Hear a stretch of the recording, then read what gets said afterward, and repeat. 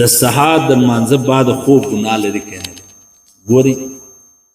د سهار د لمانځه بعد خوب د دوو کسانو لپاره بغیر کراهته جایز دی یو هغه سړی چې د دنیاوي ګټې دپاره بیده سي یعنې دی ساعت خوانه ځي پر 8 بجې یا پر 7 بجې نو دی ستړی مثلا نه دی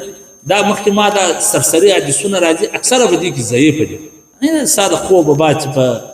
ویدونه راغلي دي ما پر دې د عام مسله بیان کړه چې باید خوب نه وسي بیا د دا دوبۍ او د دا ځای څه مزدورانو ما چې نه چې مولوي صاحب موږ دلته شپه مزدوري کوي او دلته لمونځ چې ای اذان وسي کېږي که موږ چې د روژې لمونځ بیا نو در سهاره پورې 2 غنټې 3 غنټې ټیم دا موږ نسو کښېنستلی بیا ما تحقیق پر وکړي هغه دا لیکلي وو چې د 2 کسانو لپاره یو هغه څوک چې دنیاوي ګټې دی کار له ځي تجارت له ځي مزدوري له ځي دی بېدلی خوان له ځي یو هغه دیني ګټې لپاره شپه په مثلا په جلسه کې ولېده په بیانو کې ولېده یا پر درس ولېده یا پر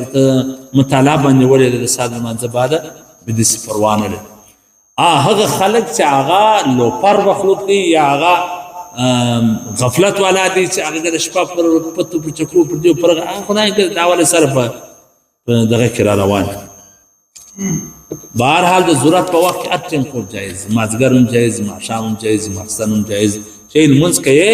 نور ضرورت کېږي بس یې راوړو پر هغه ځای کې هر ټیم